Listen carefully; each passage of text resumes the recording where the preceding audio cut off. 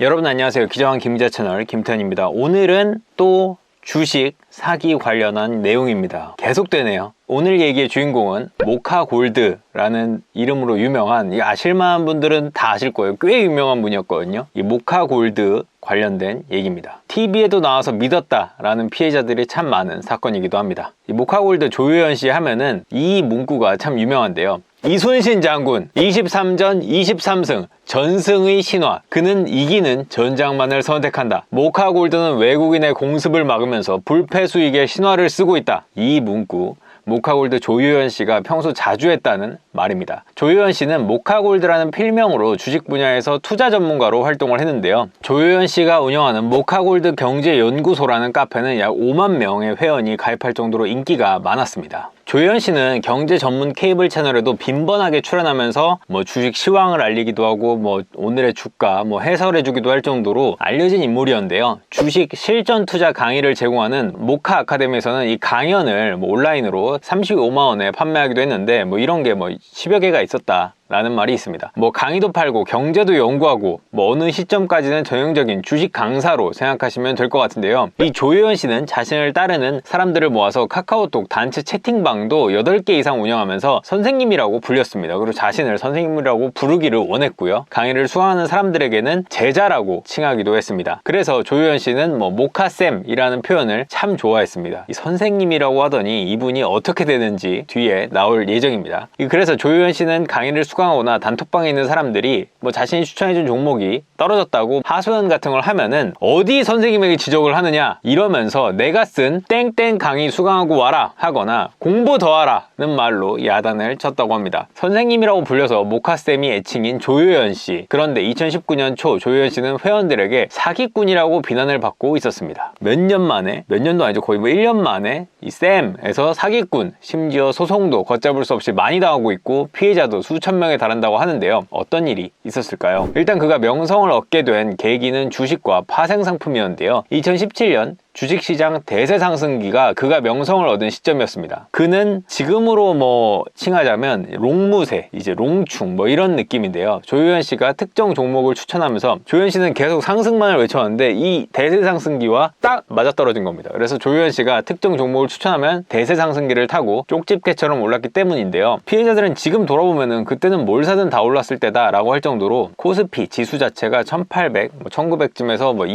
2600까지 급속도로 오르던 시점에 롱만을 외쳤습니다. 조효연 씨의 단톡방의 매니저 역할을 할 정도로 조효연 씨를 따랐던 피해자 한 분은 돌아보면 사실 별다른 기술은 알려준 적이 없다. 주식시장이 화랑이니까 찍어준 종목이 오른 것 같다라면서 10개 정도 종목을 추천하고 떨어지면 추가 매수하고 버티라는 이야기 말고는 딱히 대단한 이야기는 없었다고 회상을 하기도 했습니다. 조효연 씨는 오프라인 강연도 자주 했는데요. 그곳에서도 그의 철학은 마찬가지였습니다. 또 다른 피해자는 조효연 씨가 무조건 2019년에 코스피 3000 간다. 이번이 자산을 불릴 수 있는 마지막 기회라고 여러 번 이야기했다면서 조효연 씨가 찍어준 종목을 검색해보니 다 올라 있어 너무 믿었던 것 같다고 말을 했습니다. 그런데 나중에 알고 보니까 불리한 종목을 이야기한 건 삭제를 하거나 수정했던 것 같다는 얘기도 했는데요. 과거 이야기를 지적하는 회원들은 카페에서 강퇴당하기 일쑤였다고 설명을 했습니다. 대세 상승기여서 그런지 몰라도 조효연 씨가 정말 추천을 잘했는지 혹은 그런 글만 남겼는지는 지금은 딱히 증거가 남지 않아서 확실하진 않지만 이런 증언들이 많다라는 거고요. 2017년 사람들이 그에게 간증하듯 수익을 봤다, 감사해야 하는 글이 남아 있습니다.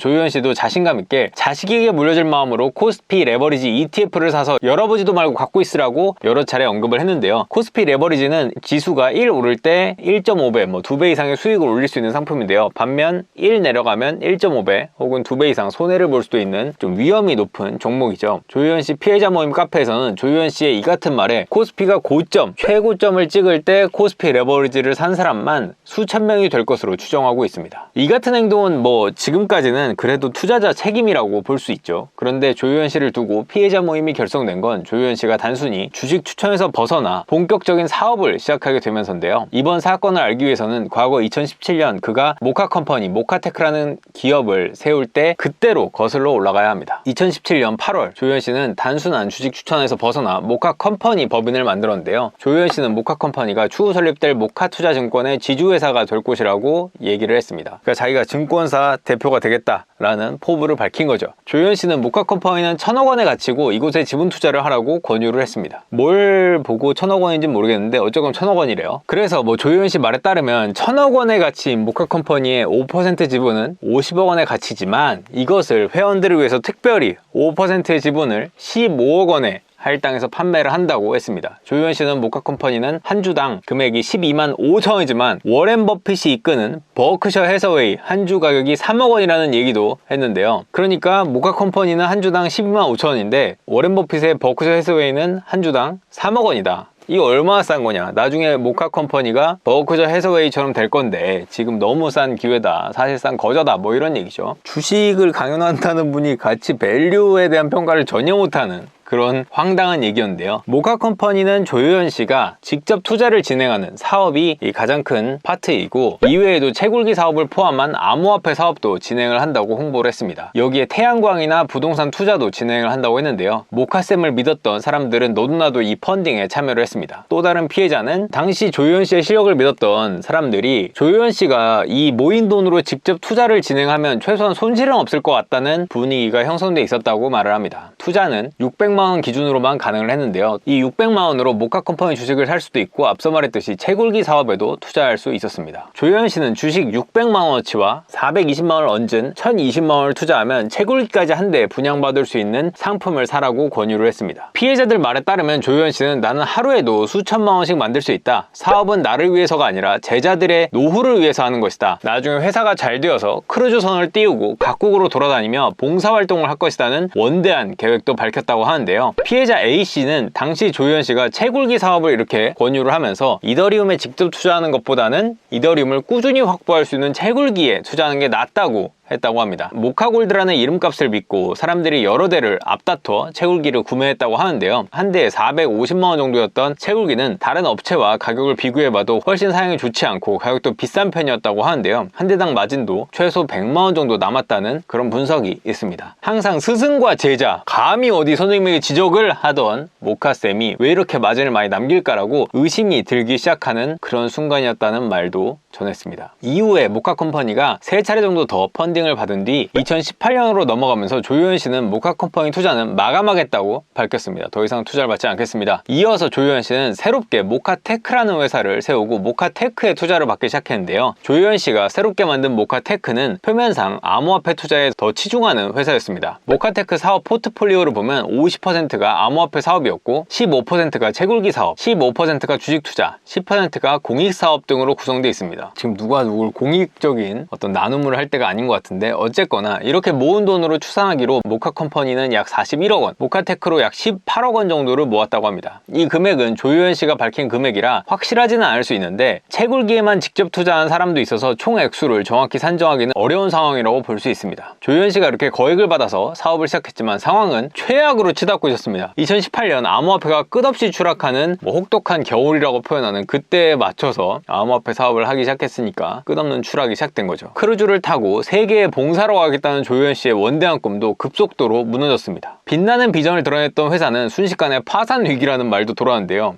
아니 회사가 도대체 어떻게 되고 있느냐는 투자자들의 말에 조현 씨가 회사가 파산하기 직전이라고 밝히기도 했습니다. 또한 모카컴퍼니는 투자받은 돈 대부분을 주식 투자하겠다고 했는데 보유하고 있는 주식이 한 주도 없어서 사실상 사기 아니냐는 지적이 나오기도 했습니다. 아니, 주식 투자를 열심히 뭐 하겠다고 했는데 주식 가진 게 없어요. 돈은 도대체 어디 있어? 갑자기 파산 위기래. 이게 도대체 무슨 일이지? 그 믿었던 이순신, 한국의 워렌 버핏이 갑자기 절망적인 상황이 돼버린 거죠. 조현 씨의 능력이 뛰어난 줄 알고 돈을 입금한 사람들은 조 씨를 고소하기에 이르렀습니다. 더군다나 채굴기 사업은 더욱더 끔찍했는데요. 전기료나 임대료조차 못 내서 전기 공급이 중단된 상태였고 채굴장은 자리를 빨리 빼라. 임대료도 안 내는데 자리 빼세요. 라는 말을 들어서 그 채굴기만 거리로 나앉을 위기였습니다. 암호화폐나 암호화폐 채굴기에 투자한 사람들은 최소 수백만 원을 채굴기 사는데 내고 관리비도 매달 15만 원씩 냈지만 전기세 낼 수익조차 벌 수 없었고 전기세를 사람들이 내더라도 회사가 임대료도 낼 수 없는 상황으로 봉착을 한 거죠. 채굴기 채굴기에 투자한 피해자 C씨는 관리비 및 전기료가 매달 약 15만원을 내야 했지만 수익이라고 주는 돈은 5만원 선이었다면서 관리비를 내봐야 10만원을 허공에 날리는 셈이었다고 말을 했습니다. 결국 조효연 씨는 투자자들에게 채굴기를 도로 가져가세요 라고 했지만 450만원에 구입한 채굴기는 애초 들은 설명과도 다른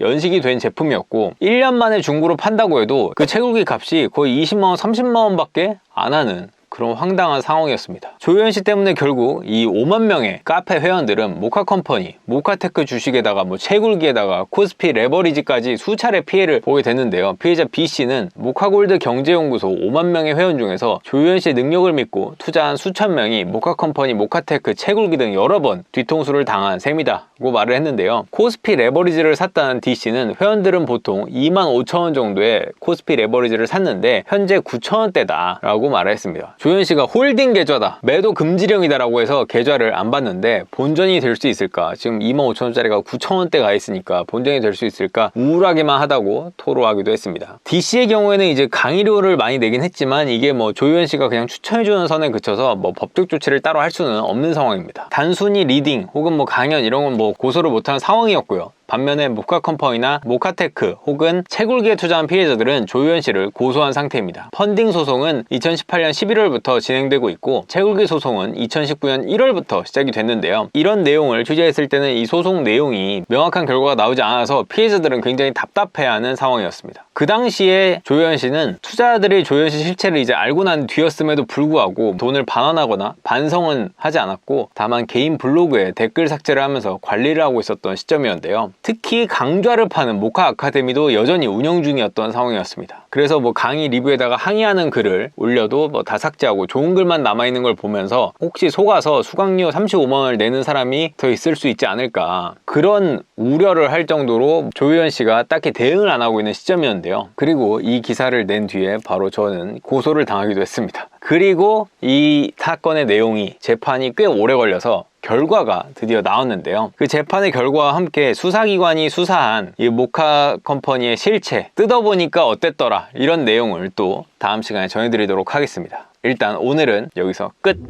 구독, 좋아요, 알림 설정까지 부탁드립니다. 20만 가자!